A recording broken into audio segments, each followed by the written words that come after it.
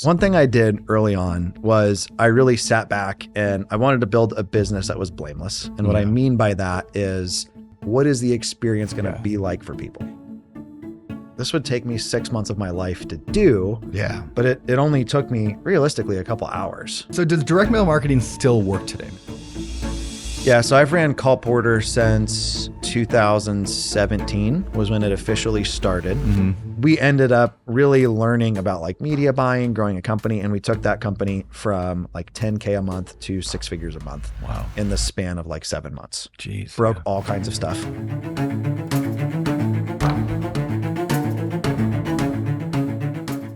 I'll never pretend any call center, every call is going to go perfect, but like typical month for us, we're taking 15 to 20,000 calls a month just for sellers now. This is the Better Life Podcast with Brandon Turner. That's me. And Cam Cathcart. That's you. That's me. What's up, Cam? What is up, man? Hey, you don't have a mullet right now. No. What happened, man? You gave in to the temptation. Yeah. I loved the mullet. I loved the mullet. My wife didn't. So what's more important, Cam, really? Me or your wife? I mean, let's be honest. You. Thank you. For sure. No, I'm kidding. Lexi, if you watch this, I take that back. Yep. You're most important, Lexi. She doesn't watch the show, whatever. Let's be honest. Heather actually listens to every episode of the show, she says. Does she for real? Yeah. She like does it while she's putting on her makeup every day. She just puts on my podcast. Have you ever up, listened to an episode of this show? Not all the way through. I have a really hard time hearing my own voice. Me too. Yeah. But I listened to about half of one, and I was like, this is actually decent. I actually listen and I constantly critique it. I'm like, oh, here we could do this better, and this could be better. And then I listen, I'm like, overall, we're doing all right. So I hate listening to myself on podcasts or speaking back because I'm just judgmental. And I hate listening to you too. that sucked. No, you're great, man. Hey, speaking of great, this week's episode was great. We recorded it back when Cam actually had a mullet still. So if you're watching this on YouTube, you'll see the change. But we're talking to a good buddy of ours named Ryan Dossey. So Ryan runs numerous companies, real estate, but also a company called Ballpoint Marketing, which does a lot of direct mail stuff. I use Ballpoint Marketing for all of my direct mail. I love them. They're actually sponsors of this podcast, but I think we talk about that story on the show, how that came to be. Like I literally was like, who in the world would I want more than anybody else to sponsor the show? Because they actually provide good value and I want everyone to know about them. Ballpoint. Yeah. So here's something funny because we're recording this after about a month later. And after I met Ryan, awesome guy, could tell that he actually cared, that he did things the right way. So we did a direct mail campaign with him. Yeah. Just went out last week. That's great. This week, we already have 10 qualified leads. Yeah. And out of those 10 qualified leads, we've walked 6 of those houses, literally this week. Okay. 6 of those houses. We haven't gotten a contract back, but this is the first week we've done it. We haven't gotten a contract back yet, but I expect at least one of those 6 we will get a contract on, and hopefully a couple of those. What are you spending per month? What's the plan? We're at, I think we spent like $14,700. Wow. Yeah. So, you should get a bunch of deals. I think we should. Yeah. Over time, that always, like, that's why I love direct mail, because you just stick with it consistently. And that's what we talk about today on today's show. All right. That's it. Let's bring in Ryan. Good? Let's do it. All right. Boom. We're going to rewind the clock here, put the mullet back on, and bring in Ryan Dossey. This episode is brought to you by our friends at TurboTenant and Ballpoint Marketing. These 2 companies are big supporters of the show, and they know how to work with real estate investors and help real estate investors grow their businesses. So be sure to stay tuned to hear how you can get discounts and free stuff from them both. And as you probably know, all the profits from this show go to charities of the guest choosing. So when you listen to the sponsors on the show and you work with these hand-chosen by me sponsors, you're actually doing good for the world. Now let's get to the show. Ryan Dossey, welcome to the show, man. Thank you for having me. Dude, all right, so I know you as a lot of things. I know you're an active real estate investor. You actually do this stuff. You also teach this stuff with some different areas, but you also are the founder or co-founder of a bunch of businesses in our space, some of which I use, some of which I love. I probably love all of them, but I use, like, for example, Ballpoint Marketing, Call Porter, and your agency, your brokerage is called Sold Fast. Sold Fast, and you got a bunch of other stuff in there too. You're a serial entrepreneur, a serial paraglider, a father of 1, and a husband of 1. Yes. And after all that, I heard you didn't even, I know you that you didn't even graduate high school. So that's how I know you. But take us way back. Who was Ryan Dossey? That's a good question. I think probably the best intro I can give is telling my in-laws I wanted to propose to my wife. And at the time, I wanted to be a police officer and she wanted to be a journalist. And they were like, you guys are going to starve. So, yeah, true. Didn't graduate high school. I had my first full-time job at 17. I was doing car warranties and absolutely hated it. I was pretty good at it out the gate. And then I started to run into like integrity issues with it. The more I got into understanding how the business worked and like, wait a minute, I'm selling something that doesn't always do what it's supposed to do. So it got harder and harder to make money in that industry. When I started out at 17, I think my first month I netted like 10K after taxes. I'm sure I was insufferable to my parents. It's just like, my dad was like, this can't be legal. I'm like, I don't know. Like I go to an office. Hey dad, what's it like to be poor? I don't even know anymore. Was it the one that went under that got sued? No. So I started after that. Okay. Gotcha. But it was very just like Wolf of Wall Street. Like people doing drugs at their desk. Oh, geez, one of my managers was like, you've been to prison? I was like, no. He's like, why are you here? I was like, it's what I've done for all this time. So it got harder and harder to make money. My last year doing it was right after we got married. Pre-tax, I made 23K. Wow. So we went from like, we have money, we can do what we want, to like, what's a budget? Yeah. What do you mean there's more on the credit card than I have in cash? I haven't had that before. Yeah. So I've always been into cars. Like that was kind of what got me into business. And I remember Googling how do people afford Lamborghinis? And I landed on Mark Ferguson's blog post on Bigger Pockets about his Diablo. And I was like, oh, okay, that's cool. You can find my like horribly embarrassing posts on Bigger Pockets. Yeah, mine too. It's embarrassing. Like I have no money but credit. How do I turn that into something? And I found wholesaling. I did my first direct mail campaign through a guy named Jerry Puckett. That was a big BP guy back then. And I partnered with a coworker. We put like $3,000 on a credit card that I couldn't afford to pay off and didn't tell my new sweet wife about. On that deal, we got our first place. It was out in unincorporated St. Charles. It was a really weird property. It was built in like 4 sections. But we ended up making right at like $12,000 on the place. So we paid off all of our direct mail. We had left right at like 10K. And I remember literally looking at like, this would take me 6 months of my life to do. Yeah. But it only took me realistically a couple hours. And I was kind of like hooked from there. I would love to have you define a couple of things just in case people are new to this. Go for it. So let's start with the word wholesaling. What is that? Why were you attracted to that? Yeah. A lot less of a fan of it now than I was back then. Effectively, it's you negotiate a good deal and you find somebody else to buy it from you for more. So I'm a lot bigger of a fan now if somebody's in that like position I was in of like have debt, don't really have much. How do I turn this into something? Getting licensed, doing a traditional deal as a real estate agent is so much easier than wholesaling. Or what I did a lot of, which was reverse wholesaling. So find somebody like Cam if you're in St. Louis and say, hey man, I've got this seller. What do you want to pay for this place? Go back, negotiate it, and try to build in some spread for themselves. The like gray areas of wholesaling come into like lying. Like, hey, I'm a cash buyer. I can buy this place. No, you can't. Right? Like this is never going to happen. But that was kind of how I got my start. Effectively find a good deal, find somebody else that can buy it from me for more. I did everything wrong. So any like criticism I have towards it comes from a place of like, let's do better than kind of how we did it. But we threw that place on Zillow as a for sale by owner, found some first time flipper that they were like, we have cash in the truck. And I was like, I don't know how this works. Let's find a title company. But that was the first one. Okay.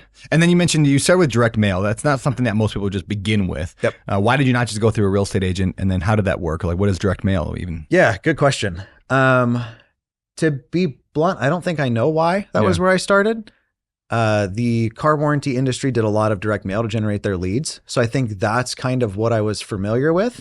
And then in looking into it, I've always been a believer, and I know this is like not necessarily common in 2024, but like we make our money when we buy. We have to get a good deal. Like there has to be equity from day one.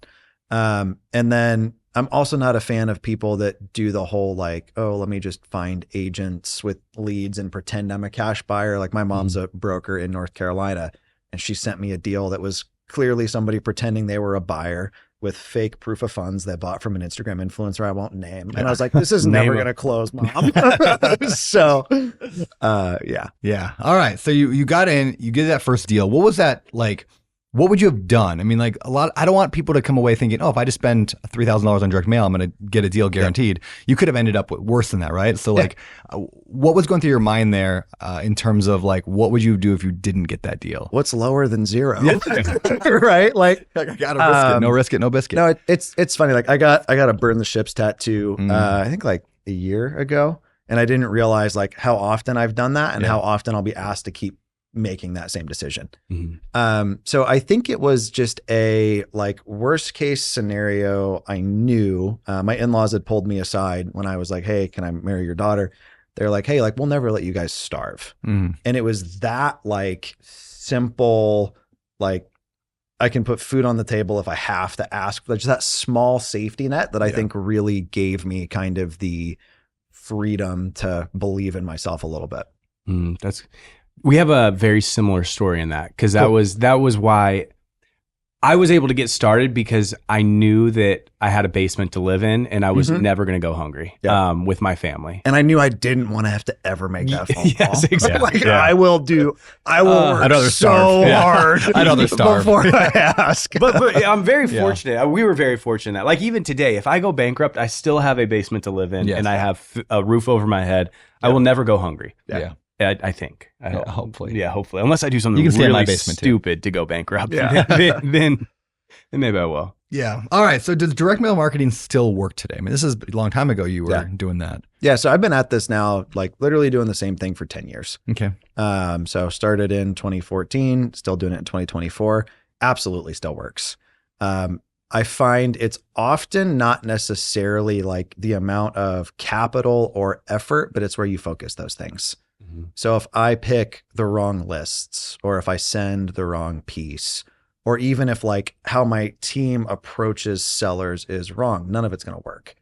So there's like definitely variables to it. I think one thing that's a little bit unique with me on this, if you have leads but aren't closing deals, I'm never the guy that's like, keep spending money. I'm like, let's figure out what's broken before we keep burning more cash. Yeah, that makes sense. Yeah.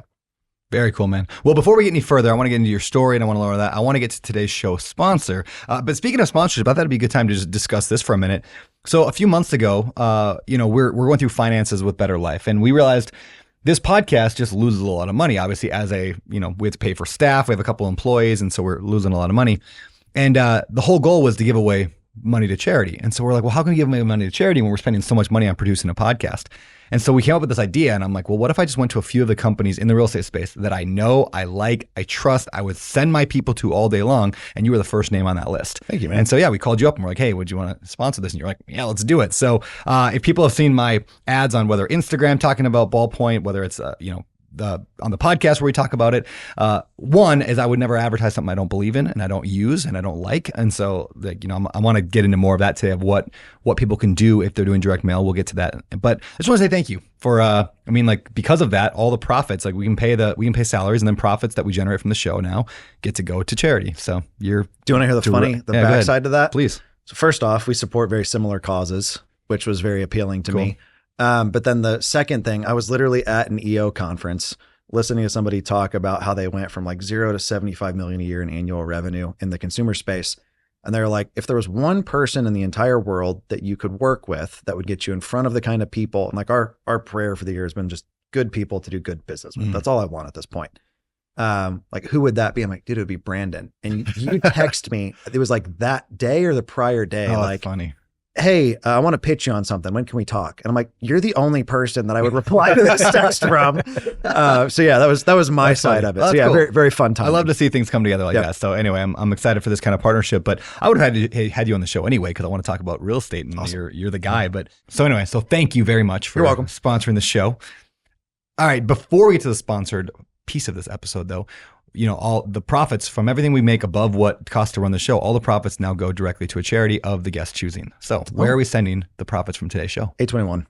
What's that? It's a anti-human trafficking. Oh yeah. Yeah. I follow them on Instagram. Yep. Yeah. They're solid. Yep. Yeah. Very cool. Yeah, why is that? Why supported them for a long time. Why is that? Like, why does that break your heart? I think for me, it's always been, I'm big about control. Like my hobbies, my interests are risk that I'm somewhat in control of. Yeah. My wife reminds me of the somewhat part, but I think it's the thought of not having control and not having control of your labor or even your body. I think that aspect to me is just like, I can't imagine. Yeah. So it's always been just something we're passionate about. It feels like how do you end something so giant, so profitable, and so horrible? But you know, the way I look at it, like every dollar we donate to something, if it helps one person or prevent, like, more than worth it. Yeah. So Love it. All right. With that said, let's hear from this week's show sponsor. All right, so I looked down at my phone and I see this text. You need to call me. Your house is on fire. And I sat there and I'm looking at the screen and I'm wondering, is this some kind of a joke? The guy who sent it was a tenant I had been trying to evict for months and he hadn't paid him forever. He had trashed the house. I mean, it was disgusting. And the guy himself was, pretty darn unstable. Now, of course, I call him after that text and it goes to voicemail. Great. Now, a few minutes later, I get a call from the fire department. Yep, my first ever rental house was burning down. So how did I get myself in that situation? Well, I didn't screen that tenant. I put in someone I thought would be good, and he was until he wasn't. Now, this was over a decade ago, and since then, I've learned how to properly vet a tenant, and that's through Turbo Tenant, which makes screening for both background and credit really, really easy. But it gets even better. Turbo Tenant also helps you market your rentals to like dozens of the largest sites, including apartments.com and Redfin. You can create custom leases that cover all your rental laws. And you can even use Turbo Tenant for your automatic rent payments. All of this for less than the cost of your Netflix subscription. Yeah, I know, crazy. Save time, save money, and save your sanity by using Turbo Tenant. And because you're so darn cute, you can use the code Brandon10 to save 10%. So check it out at turbotenant.com/betterlife.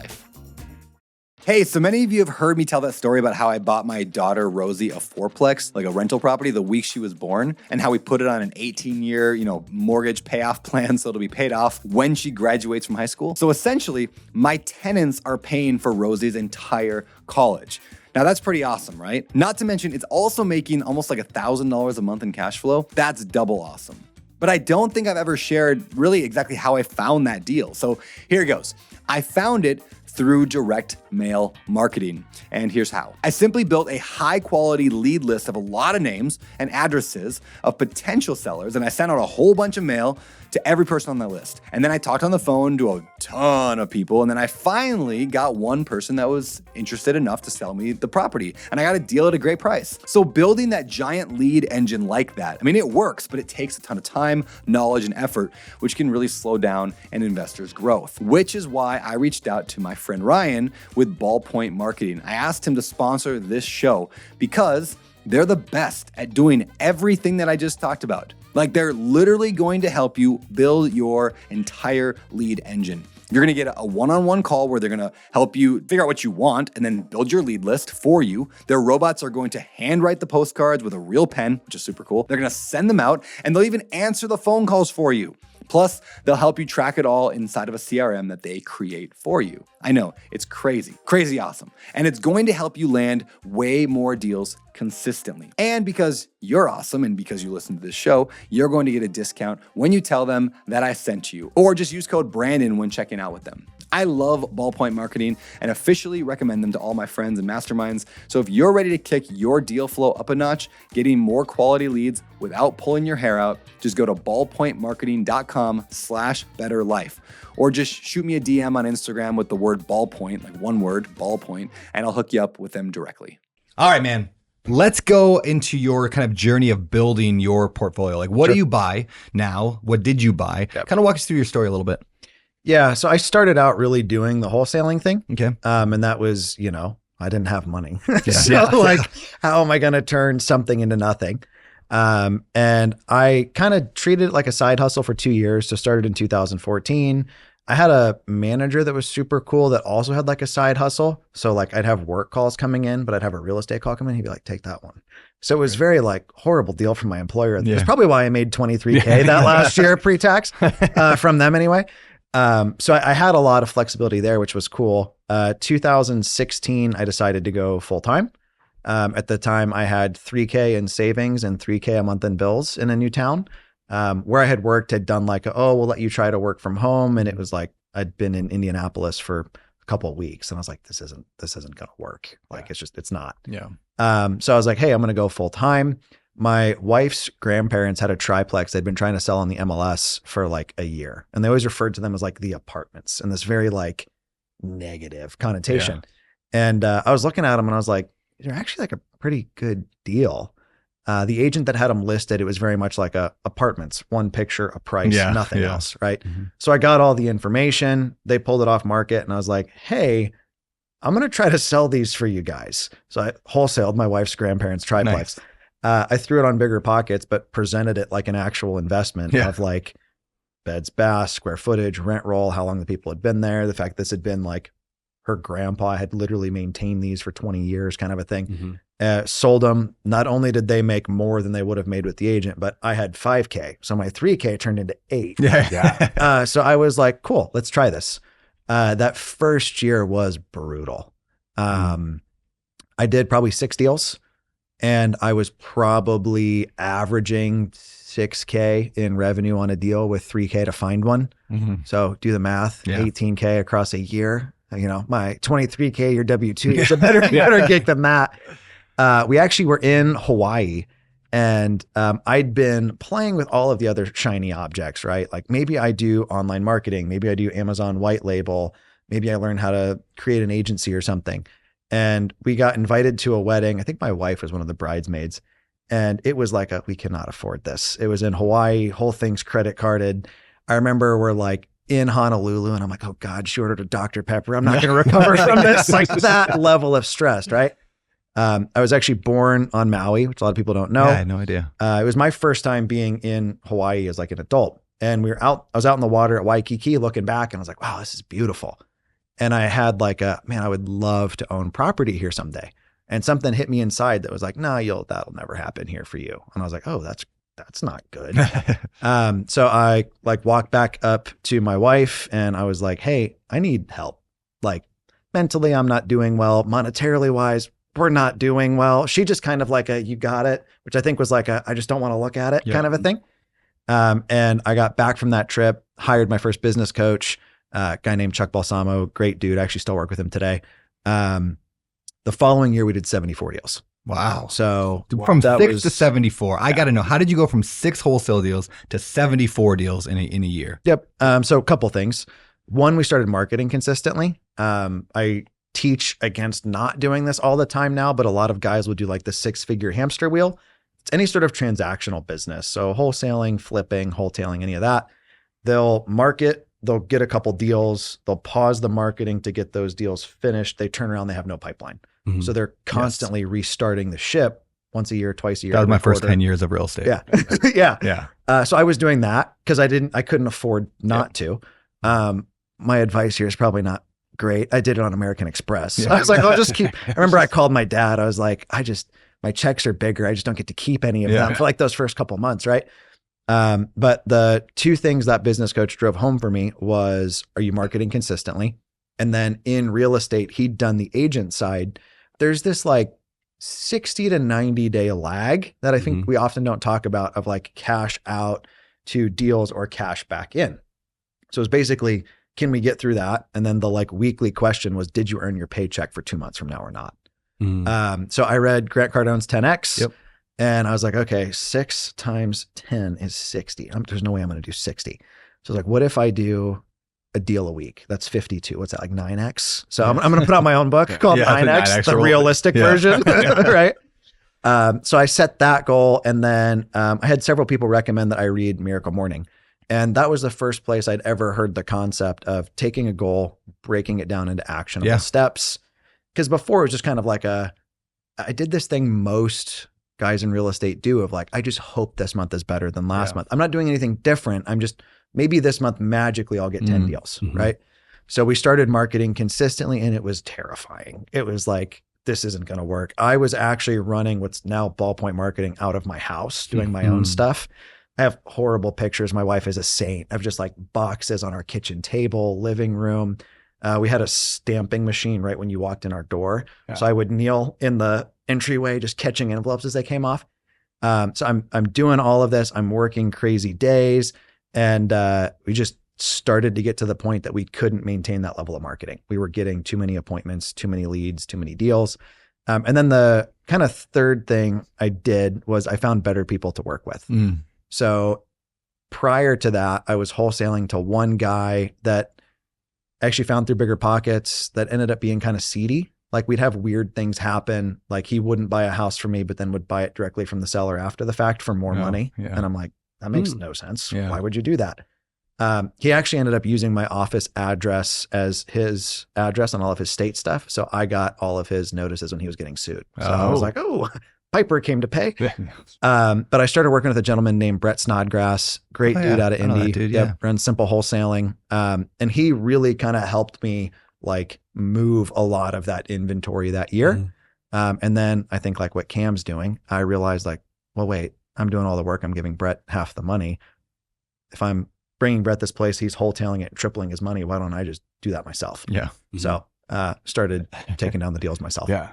So let's talk about this right now because this is a good difference. So Cam, you get deals generally differently than direct mail. I mean, I know you're doing some direct mail. Yeah. But your whole thing with like dealflowrealestate.com, check it out. But your whole thing with Dealflow, like a lot of what you talk about is the networking component and working with wholesalers. That's how I built my business. Yeah. Yeah. It would Which be is clearly finding working. guys like Ryan when he was just starting off and saying, hey, every deal and I mean, part of it was like I would build a great relationship with Ryan where Ryan wants to sell me the deal. That's the most important part where it's like it's all relational. And I would connect. Actually, I've bought a lot of deals from your students in St. Louis because they're out there finding the deals.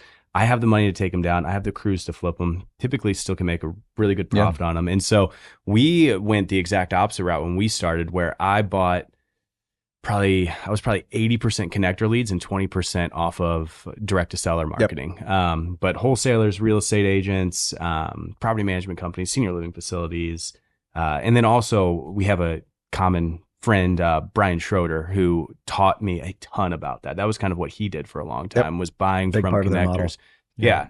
So that's kind of what I learned. And I just got really good at it because I was really good at building relationships. And I would say that is your unique ability. Like you're very, very good at that. Yeah, I'm not a numbers guy. Like I'm telling you about our, direct mail campaign that we're paying, $1,300 for a qualified lead and over $6,000 for a buy. I'm just not good at that. But I'm really good at sitting at coffee with somebody and just building a relationship and honestly making them like me and say, hey, I want to sell Cameron this deal. And so one of the things too, and you talked about this at the beginning, that I got really good at was the reverse wholesaling, where I just had every wholesaler in St. Louis, not everyone, but a lot of them bring me on their seller appointment leads and then I would essentially still go, I would walk the house, put together my numbers. I had a lot of direct to seller experience because when I worked with Faster House, I was still doing their direct to seller marketing leads. And so I would even negotiate the deal and I'd just say, hey, what type of spread do you want? And so I would just work in their spread. So even though I was working connector leads, I was still doing direct to seller leads all day long. It was just the wholesalers were bringing me in and saying, Cameron, just work me in a spread on this. And it worked really, really well. And it still does. With our acquisition managers back in St. Louis. Yeah, that makes sense. So I mean, a couple of things that come to mind for me. One, like, again, that's your unique ability. So I'm not sure you would have been as successful maybe if you would have just started launching direct mail because that's not like your thing. No. Or am I wrong? What do you think? Could he have done that and not had to pay wholesalers? He could have got all the deals himself? I also didn't have any money when I started, which you put it on a credit card. So horrible financial literacy on my end. So it's a couple things. Yeah. I think if somebody's goal is to do a deal here and there or to buy one a quarter, and if they're flexible with what that is, where that is condition wise, like even the guys we work with, we're still like network, be in your community, have those conversations. I think where part of the like disconnect starts to happen, you run into like situations you're not comfortable with. There was a deal I had in India. I was going to buy from a wholesaler and it was in St. Anne area.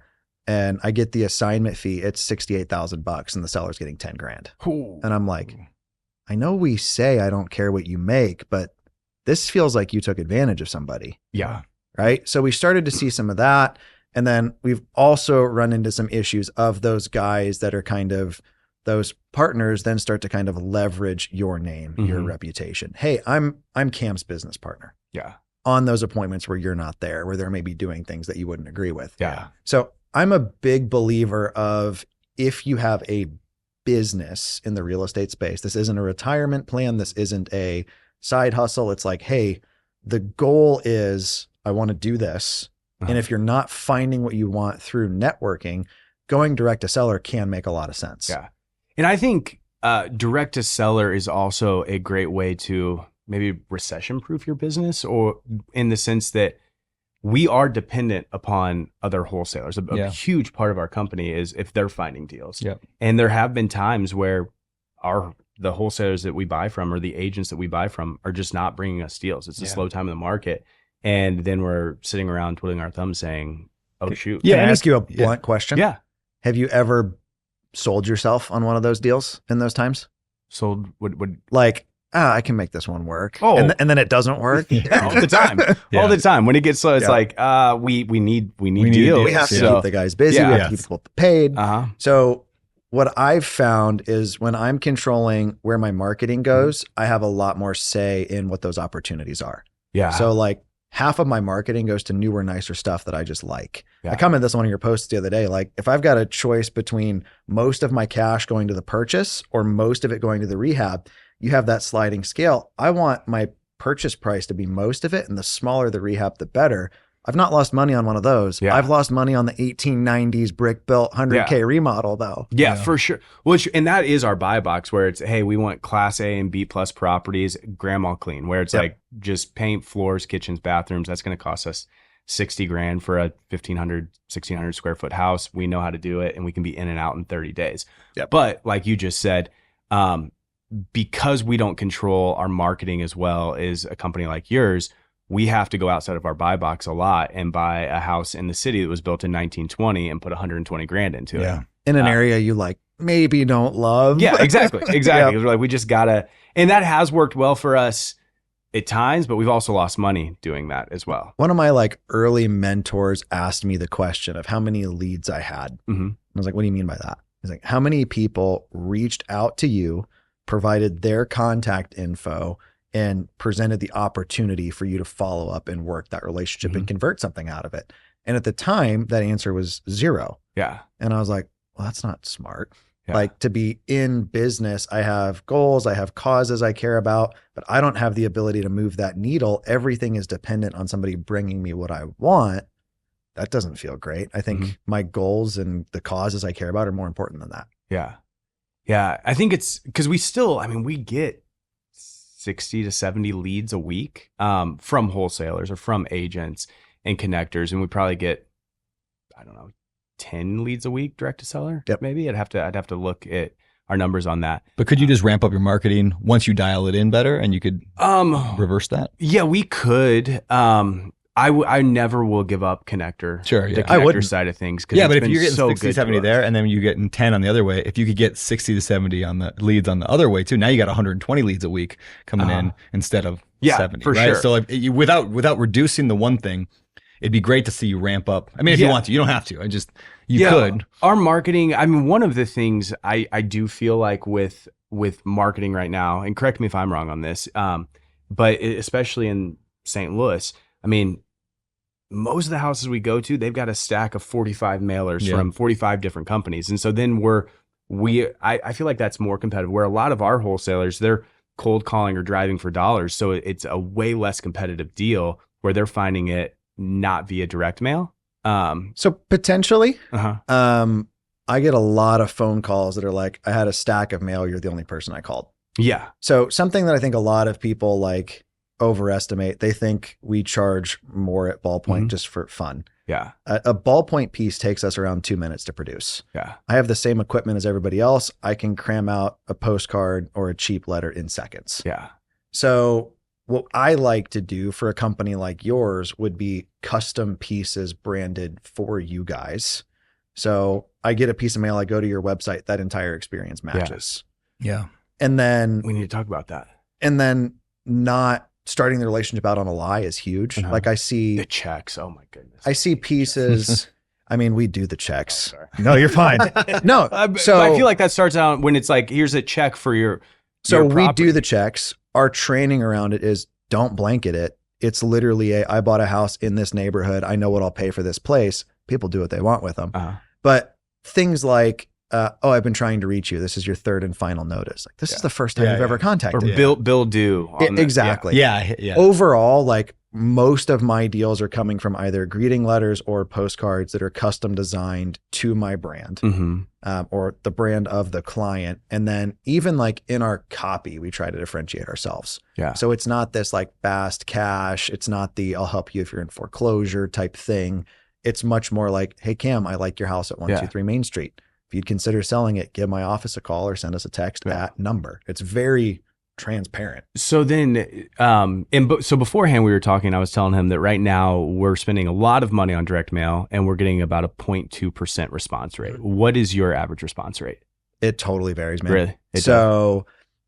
We say like we're averaging about 1%, but you're anywhere from 0.25% to, we had one guy that got a 14% response 14%. Rate. It was in like a small town. Yeah. Everybody in town was like, yes, please bail me out of this house. Right. I think it's more important to look at cost per acquisition and quality of acquisition. Yeah. Can you walk me through then what's a, I don't know, proper average expectations? Yeah. Somebody who's listening right now wants to use direct mail marketing to get a deal. What's likely or normal? So knowing this isn't guaranteed and it could be different. Of course. It's all averages. And that's anybody I talk to. Like if the guy hits me up and he's like, hey, I have $500. What letters should I send? I'm like, probably none. Like I'm just being honest, right?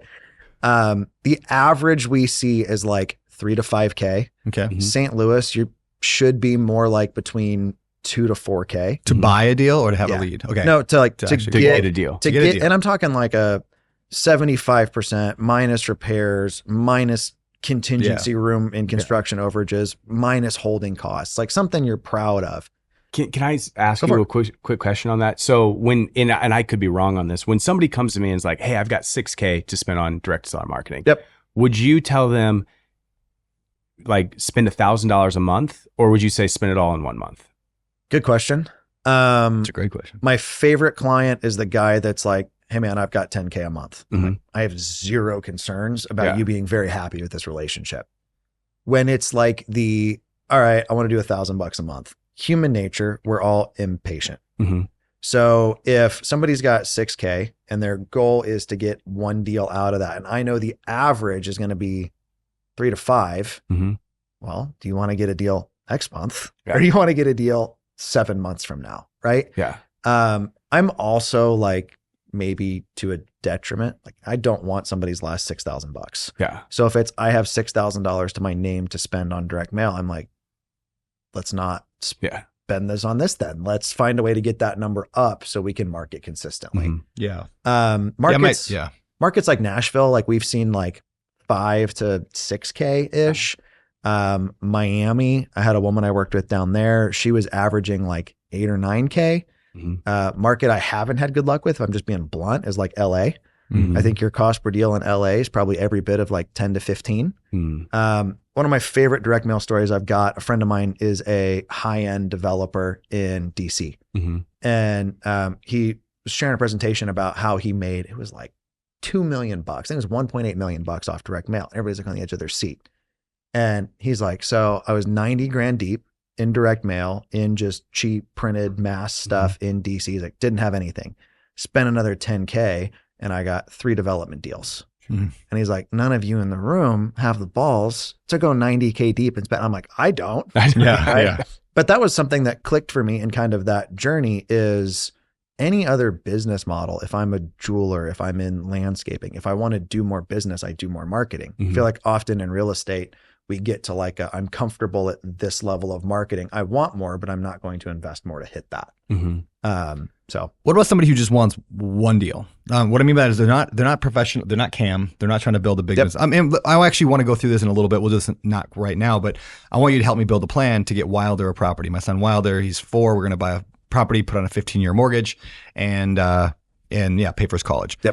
I want to do Orlando, Florida. So I just want one, let's just say. And now I don't mind building a machine and then giving deals to people that are in my, whether it's Better Life Tribe or First Deal or whatever. But what about a guy like me? Just wants a deal.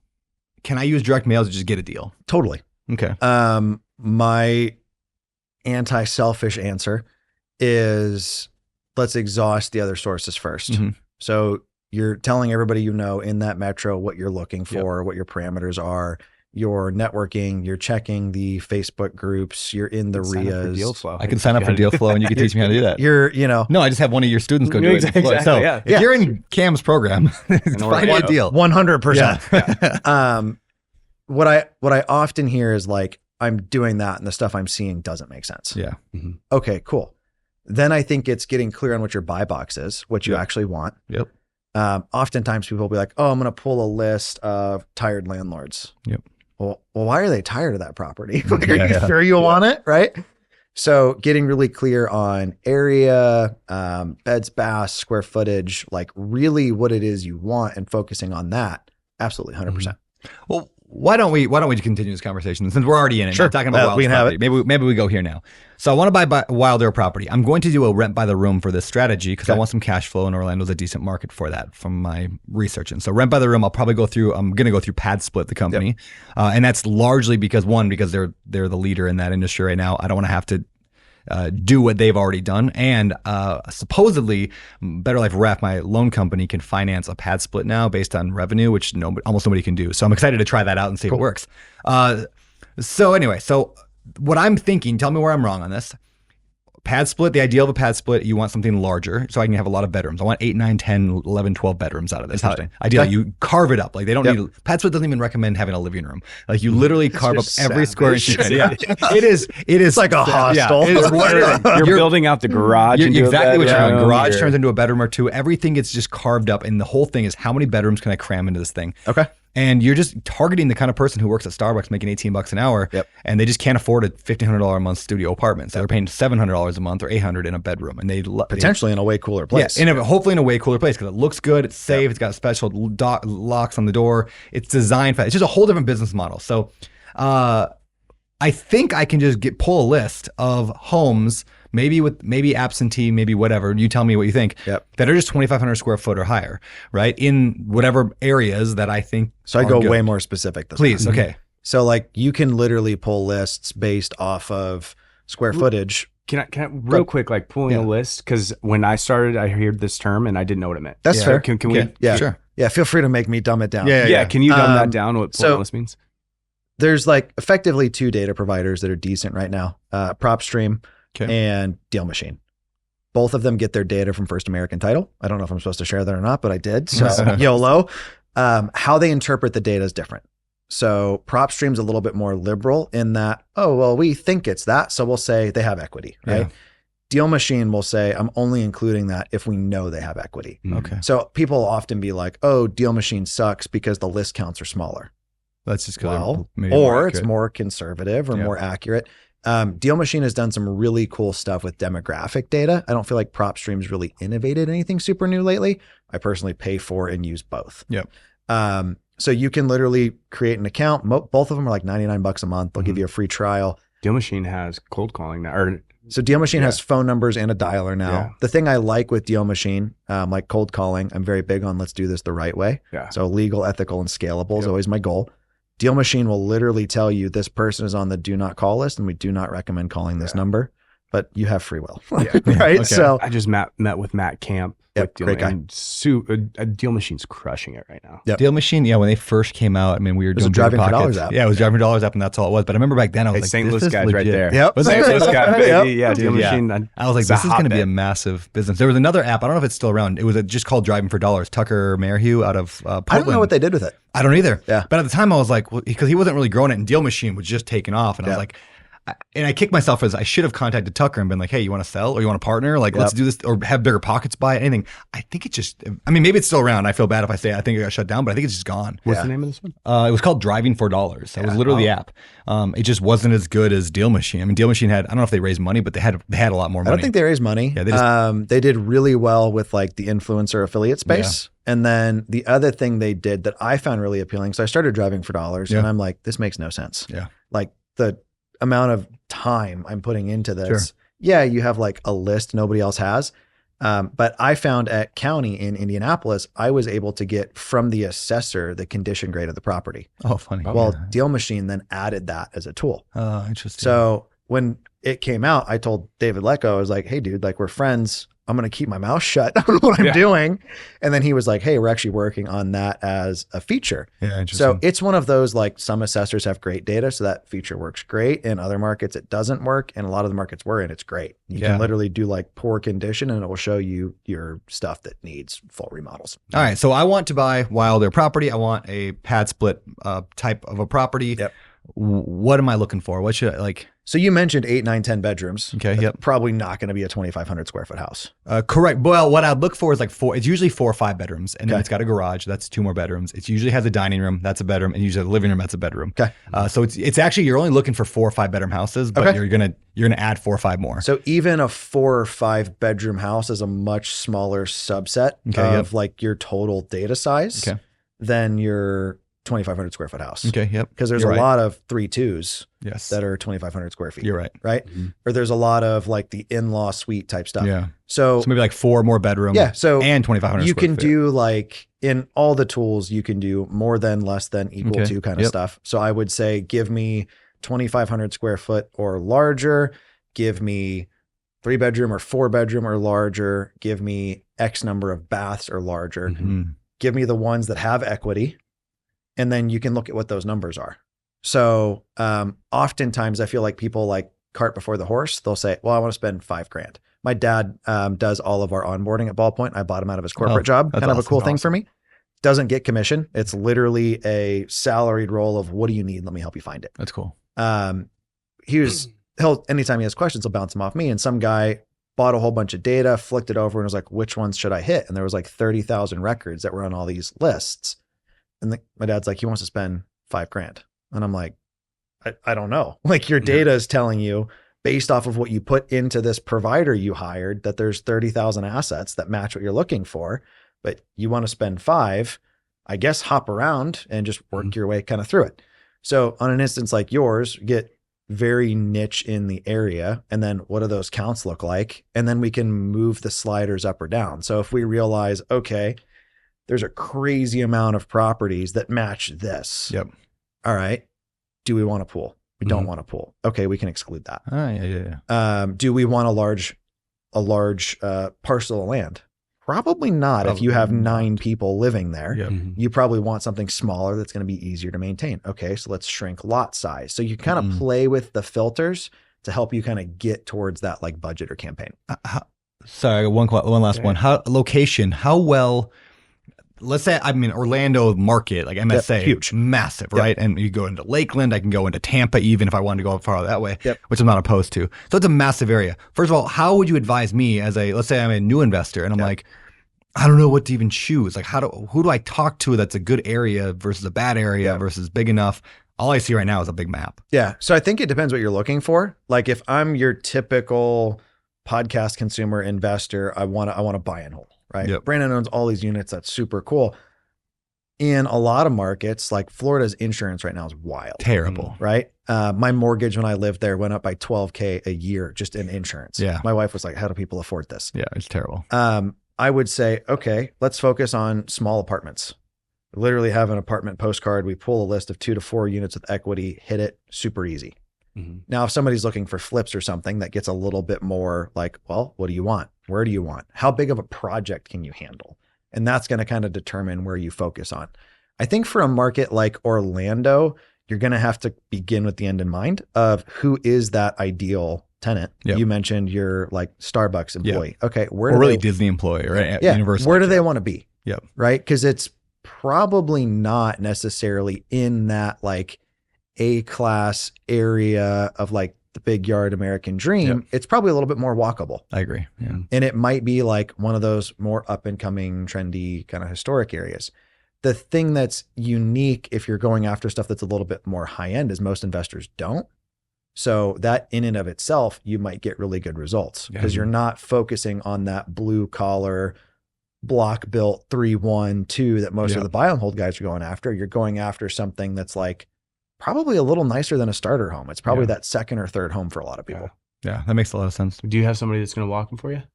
I have an agent friend down there that would do it not as an agent, but just would do it as a friend. And yeah, Michael Mutz, he's one of the advisors at First Deal. Would he answer the calls? I don't know if you'd answer the calls. And this is always stopping with direct mail. I got a company. I know. Yeah, I I actually wanted to go here because the thing that always held me back from doing direct mail, I mean, I did a little bit. I've actually bought Rosie's fourplex. That I tell that story all the time. I bought Rosie a fourplex when she was born, put on an 18-year payoff plan, and it's actually worth like $500,000 more than we paid for it today. So it covered her entire college today if I wanted to. Plus, plus whatever it is It would then. cover Rosie's college, Wilder's college, and my next kid's college right now. Just the power of real estate. But anyway, I got that deal through the only real direct mail campaign I ever did. I mean, we did it over several months, and that was the only deal I think we landed from it. But I think I spent $3,000 total on direct mail over 6 months. All you needed. And I got a property worth $500,000 in equity already. So anyway, I've done a little bit of direct mail. But I don't do it because I don't want to answer the phone, and I don't trust my team to answer the phone. So then I heard about Call Porter back when you started, and I was like, this is genius. So tell people what that is, and then how do I use that, and what do I like? Because I don't want to answer the phone on this one either. Yeah, so I've ran Call Porter since 2017 was when it officially started. And if you notice, that's when I did 74 deals.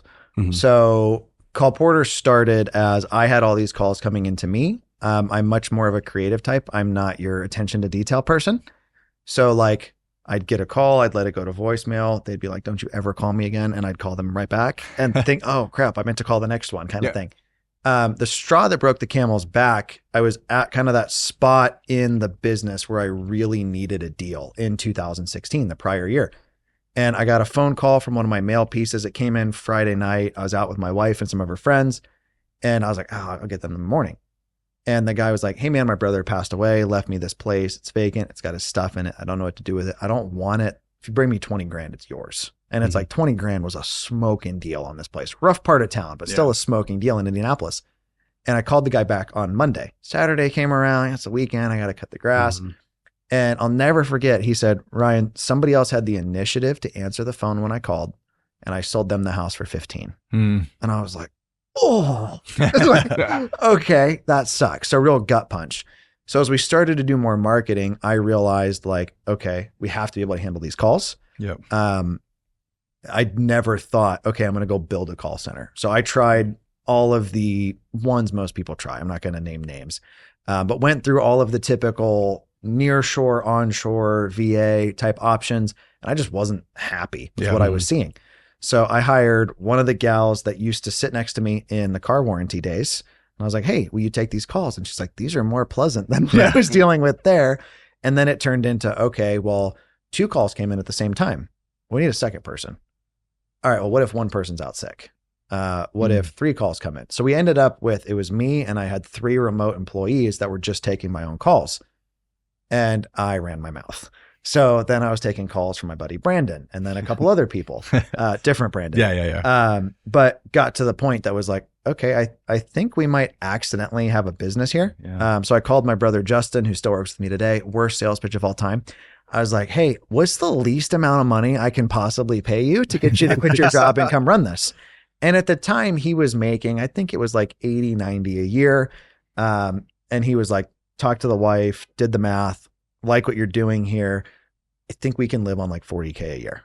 And I was like, okay, I can afford to pay you that for like 3 months. So like sink or swim, buddy. Right.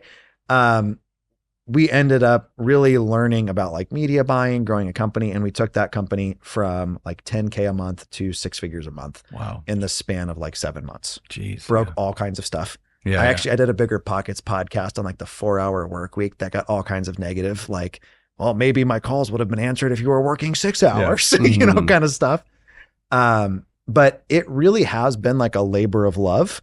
I think if people hear, oh, you're doing 100K a month. Yeah, but I have 20 plus Americans on payroll.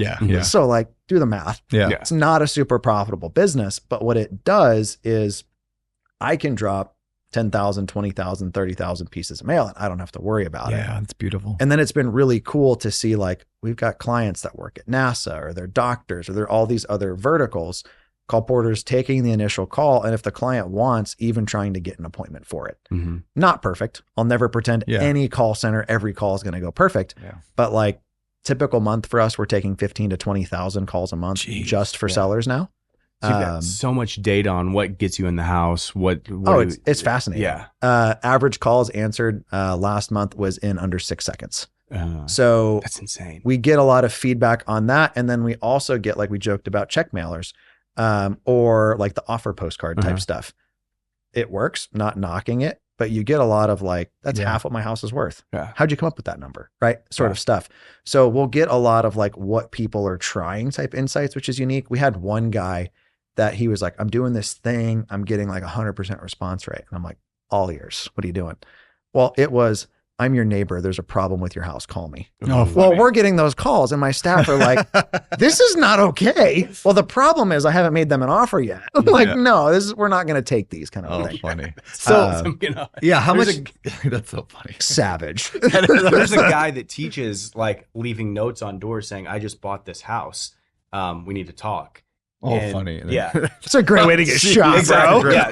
So that's how, and he gets calls on it, and he teaches that. Like, one if you thing want a call from somebody, tell them you bought their house. One thing I did early on was I really sat back and I wanted to build a business that was blameless. And what I mean by that is like succeed or fail. I want to be able at the end of the day, my wife and I, we flew to Japan to go visit one of her friends that's in the Navy. And we flew first class with miles. It would have been like 20K in flights. And we're on the flight and she looked over to me. First time she'd ever said it. She said, hey, I want to thank you for not cutting any corners to make this happen. That's awesome. That's cool. Didn't happen overnight. And we fly first class all the time with miles, but to do it like international for her was super cool. So I've always really looked at like, what is the experience going to be for the person on the other side of this? We started out like we were doing the text blasting thing everybody was doing back in like 2017. Buddy of mine helped me set it up. And he's like, yeah, you use like a fake name that like, maybe it sounds like an actor. So that way, like nobody can find that it's you in case somebody wants to sue you for breaking these laws. And I was like, but it works. Like, yeah. And I was like, okay. So we did it. We got a deal or two, but then like, I'm dealing with the questions from sellers and from my staff of like, hey, this doesn't feel good. Yeah. And like, if this was legit, why wouldn't we say, yeah, this is our company. This is us. Go check us out online. We started preaching like, hey, text messaging is going to die. Yeah. You can go find my reels of people being like, no, it's not. It's my best source of deals. Yeah. Of course you would. You're the direct mail guy. Well, guess what? It kind of died when all the regulation changed. So we always kind of look at that of like, what is the experience going to be like for people? Yeah. You said earlier, was it blameless, ethical, and scalable? Or was it legal, ethical, and scalable? I love that. Is what I look for on the marketing side. Business side as a whole, like me having hey man, I've got $1,000. I need a deal. I'm like, dude, I don't want your $1,000. Yeah. I'd love to add that to the bottom line across 100 people a month doing that, but it's not worth me selling you on something that's not going to happen. Yeah. You know, one thing I love about both, Ballpoint and Call Porter, it's like this concept of when people ask me like how I scaled to whatever 13,000 some units now, and I really boil it down. It's because I realize I am terrible as an entrepreneur, and you probably are, at just doing stuff repeatedly. And like, if it's up to me to go and handwrite letters, or even go on the internet and order letters or write them, and then I got to do it again next month, or if it's up to me to answer the phone or call people back, any of those repeated things, entrepreneurs are terrible at doing them. We don't like doing repeated things over and over. But you know who's really good at doing repeated things over and over is people you hire to do the repeated things over and over. So if I can, everything at Open Door Capital, almost entirely, I put on somebody else and then paid them money to do it, whether it's an employee, a salary, a commission, something, and then things got done. It's like that, the story in Cash Flow Quadrant that Robert Kiyosaki wrote, we were talking about this town had no water, and so they hired two contractors to fix the problem. One goes out and he hauls buckets back and forth every day, and he fills the water trough in the town, and everyone's happy. The other contractor disappears. A year later, shows up with a pipe, and he turns the handle, and the water flows out forever, right? So in other words, when we use companies like yours, we're able to build a pipeline. And yes, it costs money. Yes, it takes some time to think through, but I have to get it out of my job description as fast as possible, and then leads just flow in continually. And then you just get the tweak. And now I'm just a tweaker. Yeah. And that's such a secret to success that I wish I could just like go back and shake, 20-year-old Brandon and be like, stop doing anything. Like the stuff you don't like doing, there's a reason you don't like doing it, because it's not you. So get somebody else to do it. And I think, I'll often talk to people and they're like, okay, where do you get your machines from? And I'm like, well, they're 15K a piece, and you've never done that in marketing in your life, but go for it. Right. But I'll often see people want to like, okay, well, can I get like the script from your call center? I'm like, sure. Here's what our people use. And I think it's really easy to get stuck in. Dan Martell is like that trap of, well, I can do it myself. I can do it myself to save money. And I always tell people it's going to cost you one way or another. It's either going to cost you time or money. Early on, I didn't have a lot of money, so I was willing to put in more time. Now it's more like, hey, like those middle school function equations, if I put in X, Y comes out the other side. If I'm able to create a 3, 4X multiple or more in there, even better if it's stuff I'm keeping, I'm going to cram as much as I can in to get what I want out the back. The only caveat to that, I think I used to like, my Instagram was like deal number 71, number 72, number 104, and it got to this point that it was like, I'm not going to do a deal just to do a deal. I want it to be the right deal. So like, I'm really focused now on what do I want? How many deals does it take to do that? And then I got to put in X to get out Y, and really focusing, I think, on that like quality, not just quantity. Yeah, that's awesome, man. I love it. So if somebody came to your company, like say Ballpoint, and are you guys a full service, like, hey, we'll pull the list for you, we will send the mail, we will answer the phones and just set up appointments for you? So we read Hormozy's book. And we were like, what's the coolest offer we could come up with in the real estate space that now has been mimicked, but I will say not duplicated? And it was the concept of kind of what we're talking about. Well, I got to take the calls. I got to figure out what lists to pull. I got to pick what pieces. And it's what we've kind of partnered on together. We were calling it Lead Engine. So we took what I've learned from doing this myself and the men and women I've coached, what we've learned across 250,000+ recordings we've got at our call center, across 10 million+ pieces of direct mail we've done. And like, okay, what works? Who keeps coming back? So how that works, it's literally like you're on a call literally with my dad. A little awkward, like, great dude, but was a contractor. And it's, what are you looking for? Okay. Here's how many there are. Here's the different tiers we have. It's this many pieces of mail. They'll pull the list. They'll do the mail. They'll take the calls. We partnered with Deal Machine and Resimpli for fulfillment on that. They'll literally give you your own Resimpli CRM account, and you're then just working the leads. The like step 2 you can do once that starts to work. A lot of guys in real estate, I think, make the mistake of, okay, I'm now going to outsource acquisitions. Well, that's like the lifeblood of the business. So my recommendation is don't outsource that yet. Outsource who works those leads. So you can hire an employee for 16, 18, 20 bucks an hour. Last time we posted at 18 an hour, we had like 87 applicants in like 2 days, offering work from home or like in office local, right? But having somebody local to your business, literally they're just in the CRM talking to the sellers, teeing you up with the appointments.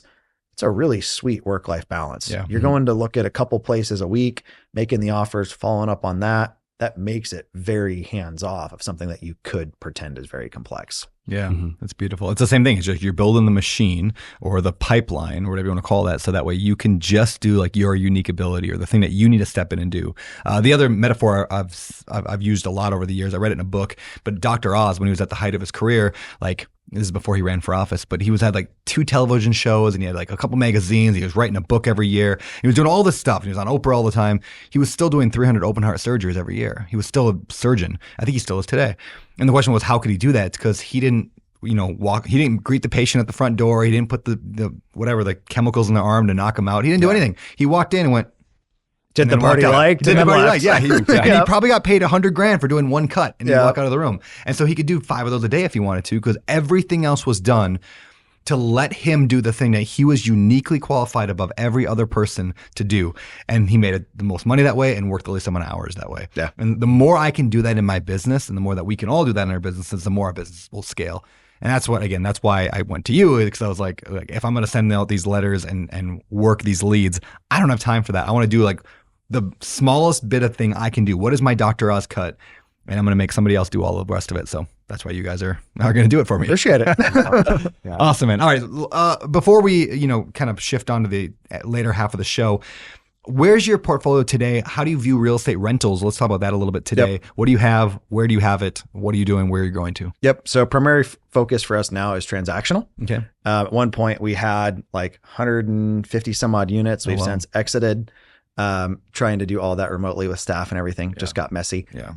So our company sold fast now. We're live in 11 markets. Wow. And it's a like hybrid home buying / brokerage. So I kind of early on mentioned kind of the anti-wholesaling thing. We started to run into more and more real humans in our markets that was like, yeah, this guy who I know from the RIA told me he was going to buy my place, didn't, and it got foreclosed on and I have nothing now. And it was like, that sucks. Yeah. We had one recently that the guy had a notice from county they were going to bulldoze the house if he didn't start construction. Wholesaler, oh, I'm going to do it. Extended, didn't close. County bulldozed the house and sent the guy the bill. So we started to see a lot of just like, man, there's the Instagram side of like, yeah, I made all this money. I didn't have any risk, which is like cool. But then we think about the humans on the other end of that. So what we've tried to do in Sold Fast is really make it transparent and ethical. So when we go meet with a seller, we tell them what their house is worth on the market as it sits if they don't do anything. We tell them what our cash offer is, and we walk them through what it's worth fixed up. So it really comes at it from an educational standpoint. We're trying to position it like Kelley Blue Book for houses. Yeah. Not totally sure how we get that branding without saying that, but it really is like no haggle, no BS. You and I were talking earlier, and there's no contingencies on our offers. The cool thing is like, I'll see guys I know be like, hey, I bought this house. I didn't do anything or turn on. I flipped it. I made $100,000. Wow. That's, cool. Wonder how the person felt if they saw that. Versus like we had one of our operators in Texas. It was a larger plot of land. It was like 4 acres. And they came in and we were like, hey, if you get this through entitlements, we think you can get north of 300 for this place. And they're like, wow, that sounds great. Let's do that. Our cash offer was like 140, 180, somewhere in there. We're like, hey, this doesn't make sense. You should go this route. A couple weeks into the process, they're like, hey, there's an inheritance deal, infighting and stuff in the family. Can we just take the cash? And we're like, you realize if you take the cash, we're going to finish the process and we're going to go for that north of 300 number. They're like, hey, we hope you get it. Way cooler way to make $100,000 than just like hoping the person didn't know what they had. Right. So being in the brokerage on that side, I've been licensed since 2016, I think. But having all the agents in all the markets, it's been really cool just to see the, like, instead of me trying to cram all the round pegs through a square hole, it's what makes the most sense for them. And I've often talked about like investor agents, I think really struggle because it's kind of the whole, like, you can't serve 2 masters. Well, it's not that if you're serving the person. Yeah. So Cam calls me on his house. I'm like, beautiful A-class place. Hey dude, I know you reached out about my piece on the cash offer. This does not make sense for you, man. Yeah. Let's go retail with this place all day long. We'll do like white glove, full service at a discounted rate. I'm much more likely to get that as a listing versus if I'm like, hey man, yeah, I can give you 220. And you're like, oh gosh, no. And I'm like, okay, well, let's list it for 400. Yeah. Yeah. It's like, what if I'd sold it to you for 200? Yeah. Right. Yeah. So that's kind of my primary focal point now. I'm over all of our like marketing on that side. So very, very deep in that. Very cool. Yeah. I want to shift a bit from real estate, but if you had any more real estate questions. No, I just love that. I think it's the right way to do business. We just did a wholesale deal that was very similar, kind of, to the land deal where it was, the house was worth 380 and we were very clear with her because it was fixed up. There was nothing wrong with it. Like, your house is worth 380. Our offer's at 290 because we're going to have to close on it, fees, all that stuff. Why don't you just list it? And her biggest thing was, I just don't want people walking in and out of my house while I live here, and I want help moving. And so we said, okay. And when we sold it for 380, she texted our acquisition manager and was so excited that we were able to sell it. Went under contract the first weekend. She left us an amazing review, Better Business Bureau review. And like, that's the fun, that's the way to do business. And it's way more fun that way when you get to take care of people. Yeah. And I think from the outside looking in, people often think like, oh, the top priority is the amount of money they leave with. For some people, it totally is. And on those ones, like, hey man, go that way. For others, it's convenience, it's discretion. Maybe there's embarrassment, or it's like the property is literally not financeable. Like, we'll literally tell people, hey, yeah, you might be able to get more on the market if it goes to like a first-time flipper that doesn't know how to run their numbers and they end up losing money. You might get a little bit more, but like, your place's roof is leaking, the HVAC system's shot. Nobody's lending on this without that kind of work getting done. Yeah. What do you love about your wife? What I love about my wife? That's a great question. My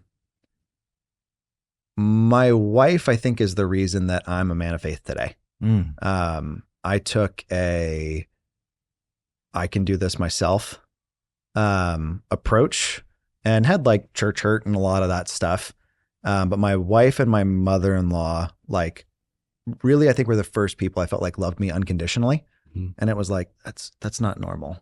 Like, I would hate me if I were you from just dumb decisions I've made. Right. I think that, and then I think second would be, she's an extremely hard worker that cares not about the recognition, but about the impact. And, you know, I've always tried to do that with like the causes we fund. Like, people don't need to know dollar amounts or what the money went to or what we built. I want them to know, hey, this is what we care about, because maybe then they start to care about that or they look into those issues.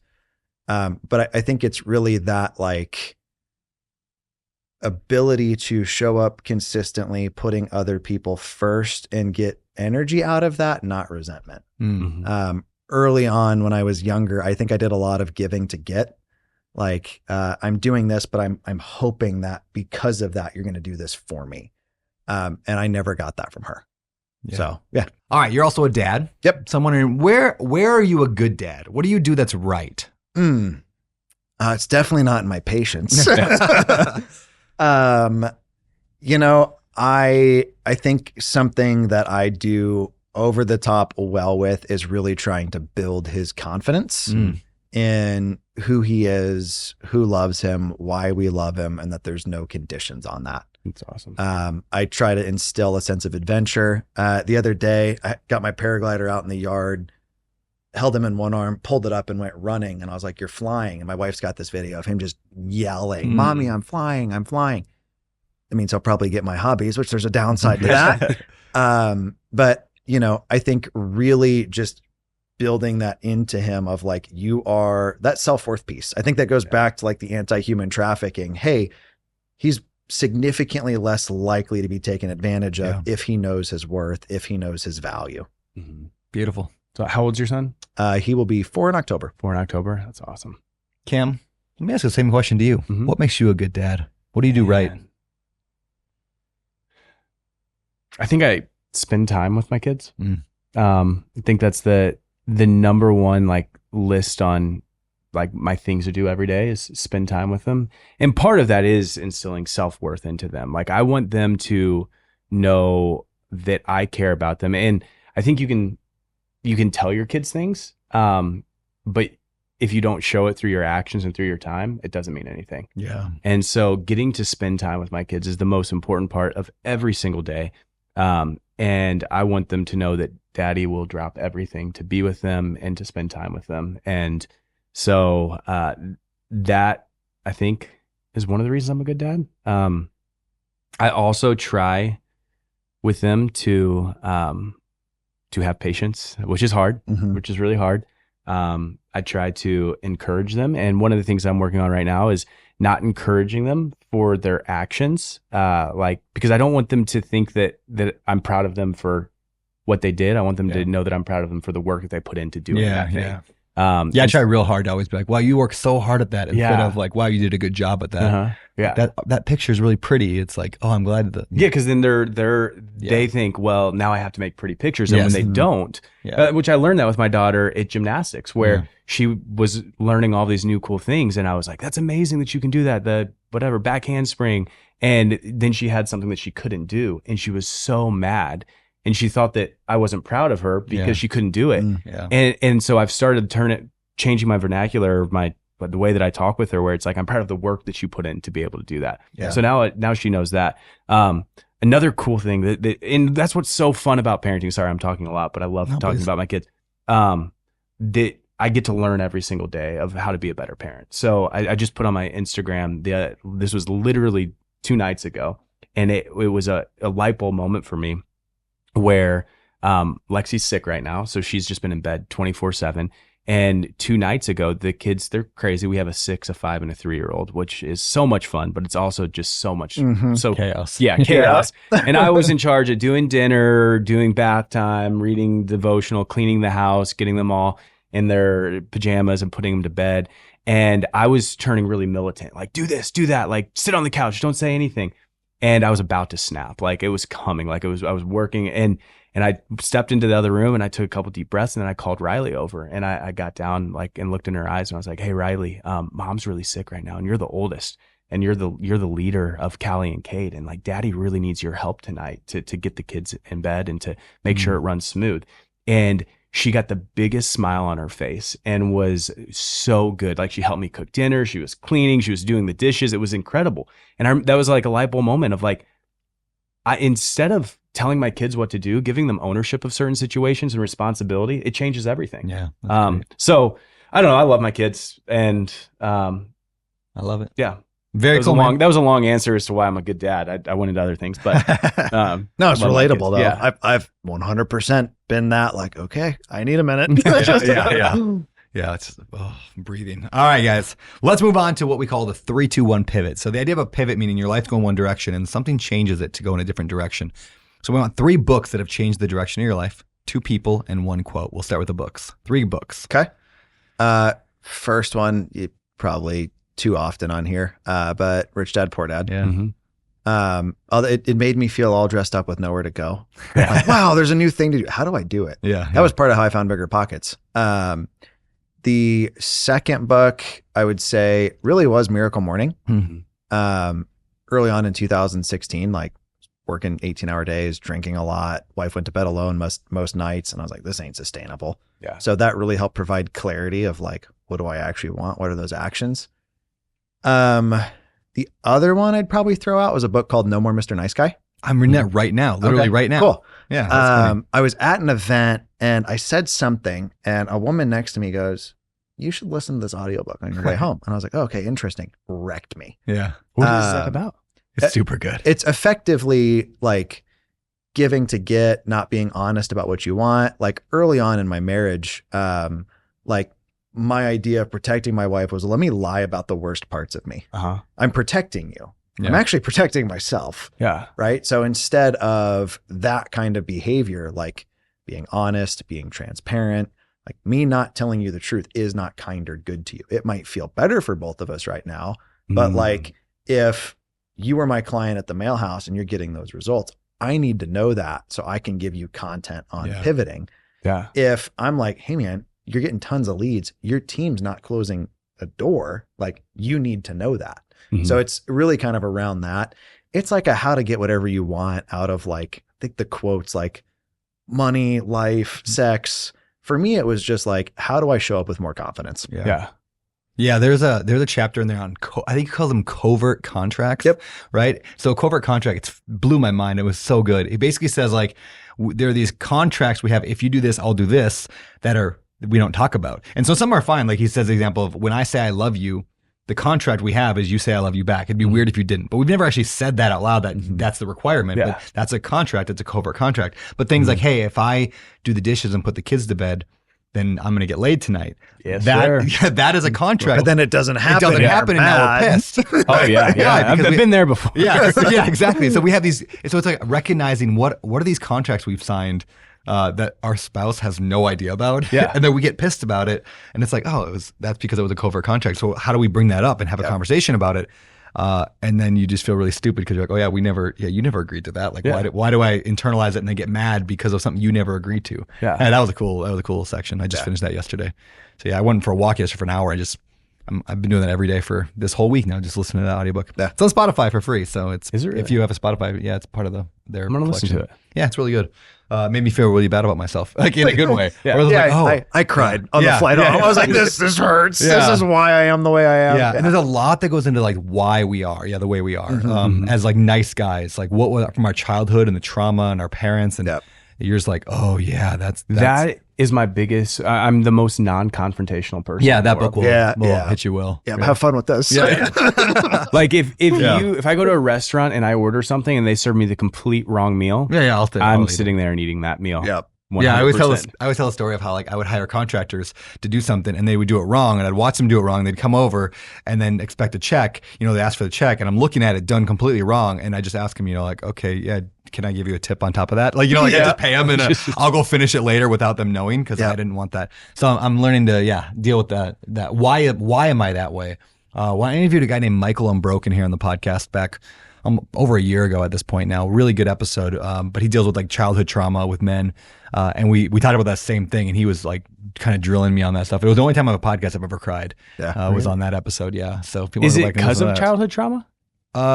From childhood things doesn't necessarily mean trauma. Yeah. But yeah, just like, hey, you did this thing when you were a kid and you learned that when you did this, you felt safe. Therefore, that's the world now you built. Like that's the worldview you now have, or the script that you now follow. Yeah. And so stuff like, it could be things your parents did or teachers did or whatever, but learning like, why are you that way?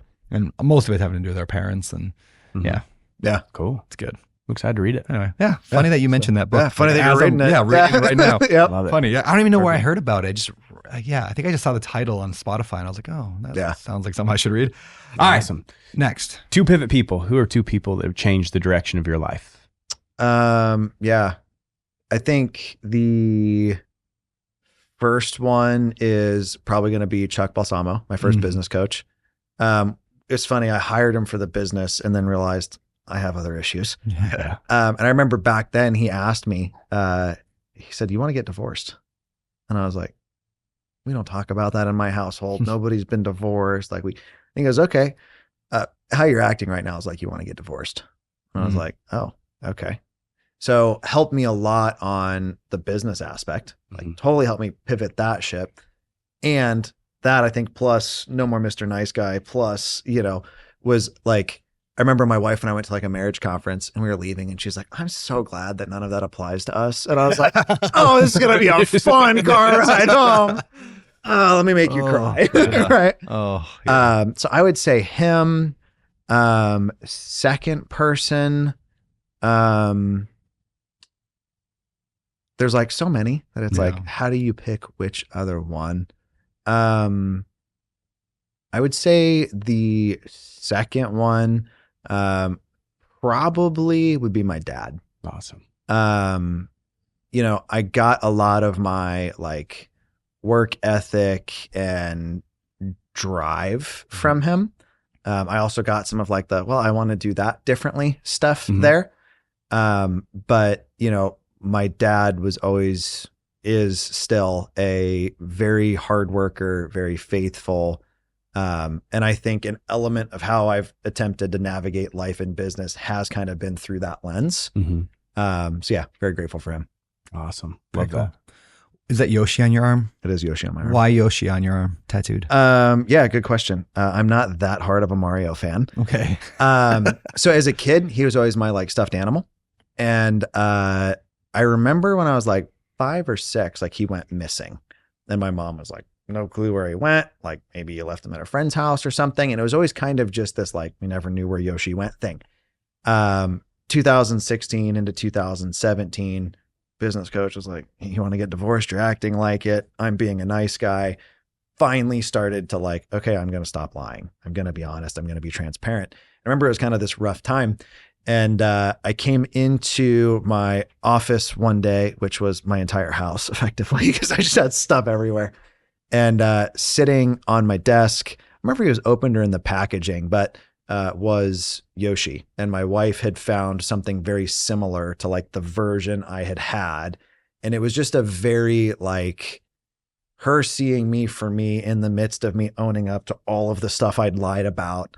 That was very, I think I felt very loved without having done anything to her. I mean, it was basically like if you want to leave, you can. I would probably leave me. Yeah.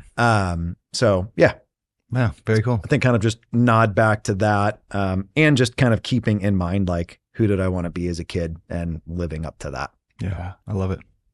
All right, man. One pivot quote, a quote that maybe drives your life. I've got 2. Yeah. One is a little emo. Effectively, nothing is really ever as good or as bad as it initially seems. I think really kind of measuring like basically, I think anxiety. I'll never forget, Bigger Pockets reached out about Call Porter. And they were like, hey, we want to test this new feature where we ping our users with like a coupon code for a company. And we'd like to test it with Call Porter. And I'm like, this is the coolest thing ever. They're going to hit all of these people. Justin and I are like super psyched about it. They ping however many people it is, and we get one sale. And it was like, oh, okay. Like, all right. But I think I've often had these like things. I'm like, this is going to be horrible. And then it ends up being like, oh, it all did kind of end up working out. The second one is, I think, kind of along those similar lines.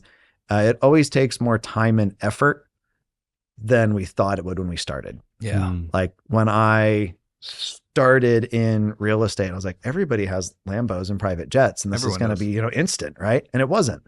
So yeah. All right. I like it. That kind of reminds me of that quote, or it's not a quote, it's a story. About the maybe, the farmer and saying maybe. Have you heard of this thing? Let me pull this up. I'm actually. I know it. Yeah, I really like. It's on Bluey actually, but there's a farmer who, like, a horse comes onto his property, and his son's like, "This is super cool." And are you just implying? I got it. You want me to read it? I mean, you read it. No, you read it because it's gonna be better. All right, hold on. So I looked it up. I just had the maybe story right there. All right, so it'll go like this. Yeah, I really like this a lot. So the story of the farmer and his son. Once upon a time, there was an old farmer who lived in a small village. One day, his horse ran away. When the neighbors heard about this, they came and visited and offered their sympathies. Such bad luck, they said. The farmer replied, maybe. The next morning, the horse returned, bringing 3 wild horses with it. The neighbors were amazed and said, what great luck. The farmer calmly replied, maybe. A few days later, the farmer's son tried to ride one of those untamed horses, but was thrown off and broke his leg. The neighbors, concerned, came back again and said, oh, what terrible luck. The farmer replied, maybe. Later on, soldiers came to the village to take all the young men out to war, but because of his broken leg, the farmer's son was spared from being drafted. The neighbors came over and said, oh, what great luck. And once again, the farmer replies, maybe. So it's like that concept of like, you never actually know like what's good and what's bad, and things are usually not as bad or as good as you think. So yeah. Good story. All right. Next segment. We're going to move into past, present, future. So we're going to look at past you, present you, future you. Let's start with past. What advice would you give to your younger self, 20-year-old you? Yeah. I wish I would have treated things like a business sooner. Like understanding financials, P&L, balance sheet. Like there's things you can outsource, but actually knowing where dollars are going, what they're doing. I think A, I probably would have wasted a lot less money, but B, I think I would have scaled a lot smarter. Yeah. Well, let's go present. What have you done in the last, what are you doing right now? What new habit, trait, action, maybe in the past year you've picked up that's improved your life, given you a better life? I would say our action was really getting clear on what we wanted. So my wife's a Navy psychologist. She was in Florida. They wanted to send us to like rural North Carolina. And I was like, I can't do it. Like I can't keep moving to places and not having like people and community. I have a lot of like people like you that are like online friends, or people that'll take my call or that might fly in, but not like, hey, can you come watch the kid type stuff. So originally we talked about moving back to St. Louis, and I was like, man, I can't, I don't think I can do it. It's where family is, but I'm so influenced by my environment. I really wanted to live somewhere that like inspires me every day. Yeah. So we ended up deciding to move back to San Diego, and we're looking at all these houses, and we end up at this one house, and I'm like, this is not for us. And so I'm telling the agent, this is exactly what I'm looking for. And he goes, have you seen the place across the street? It just fell out. I'm like, nope. Literally, we'd never seen the place on Zillow. It was the first house we walked into. We're like, hey, this is for us. What we didn't know we were getting is an incredible community. Like everybody, it's in this little cul-de-sac off a highway, and it's like first name basis. We'll trade fruit from our trees for eggs from their chickens. One of the older women in the cul-de-sac is like grandma to my kiddo. Like she's like, hey, I'll house sit, I'll watch the dog. Like, what do I owe you? She's like, nothing. So we were really looking for like people, and we found that. And I think that's gone a long way for us. That's of awesome. Just really feeling like happy and content kind of in that community. Love that. Beautiful. Awesome. And then last question for you. What do you want your legacy to be? Or I like asking it differently. Like what do you want? What's your son's name? Grayson. Grayson. What do you want Grayson to tell his grandkids about you? Yeah. This has changed for me a lot over the years. Mhm. I think if you would have asked 20-year-old, I was like, I want him to think I'm a badass. Yeah. You know, like that's why dad paraglides or does all that Yeah. stuff. I think what I've landed on that feels really good for me, I get a lot of joy and meaning and purpose out of loving people how I feel like Jesus would today. Yeah. So what are practical needs that I can meet? What are practical ways I can show up and show you that I care? Mhm. So I think my goal would be something to the effect of like, there wasn't covert contracts. It was really dad showed up to serve people in a way that was never going to come back to benefit me at all, really pointing people to that. We had an employee recently we parted ways with, and it was somebody that we'd let live in our house rent free for months while he was looking for a place to stay. It was like having a teenage son. And kind of in exit, I told him, I was like, hey man, like, I think you have incredible potential. This just isn't working out. You've got some personal stuff you have to get sorted. Like, but one thing I hope that's clear is like, we legitimately do care about you. Mm-hmm. You know, I don't know where he ends up. I don't know how that goes. Being fired is never fun. Yeah. But I don't think he can look back and be like, well, they did that to somehow benefit them, you know? Yeah. So I don't know, something to that effect of, you know, like loved people how biblical Jesus would have on the tombstone, I think is what I would go for if I get to say. Love that. That's awesome. What is the best business advice you've ever received? Best business advice that I've ever received.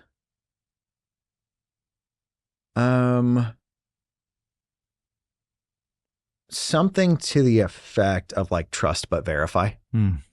I think I look at the times where things got tight or things got tough, and it often had to do with trusting but not verifying.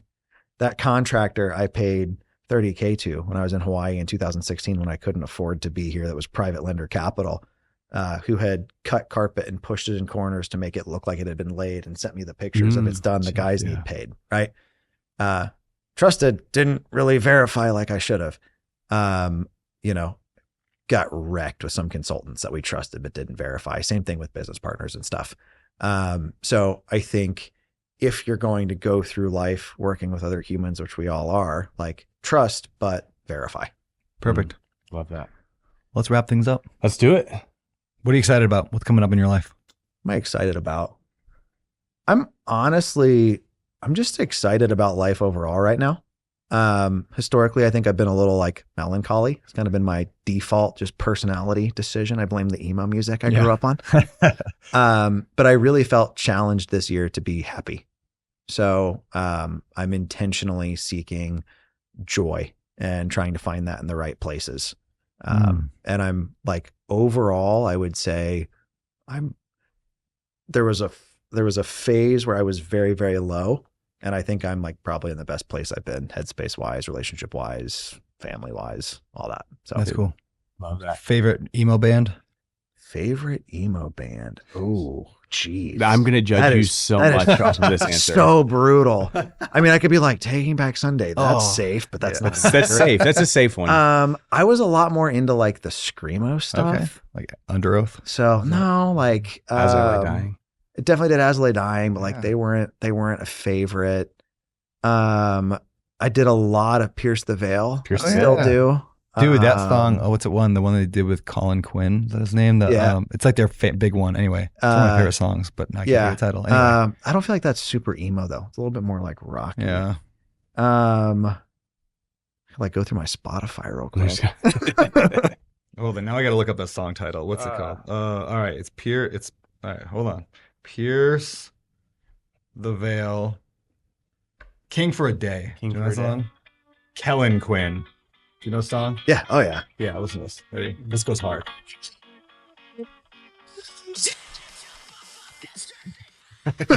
Anyway. Oh, that's such a good song. I saw him do it live last year at When We Were Young. It was so good. I think they're back this year. I'm Would not like sure. secondhand serenade be emo or more? Yeah, like, they're definitely emo. That was my favorite. Oh, Secondhand serenade. Fall for you. Tonight will be the night that I'll fall for you. or Yeah. sugar cult? Sugar Cult. Yeah, that's Yeah, emo. That's man. pop punk. Scary Kids Scaring Kids was one of my Oh, favorites. Ooh, I don't know That's that a good- one. yeah. How do I not know that one? I don't know. Oh. They're pretty sad, pretty whiny, Yeah, pretty okay. screamo-y, Yeah. pretty guitar heavy, like all the boxes Yeah. checked. Checks. I like really high pitched vocals. Yeah, like, yeah, like yeah. picturesque kind yeah. of stuff. Yeah. Yeah.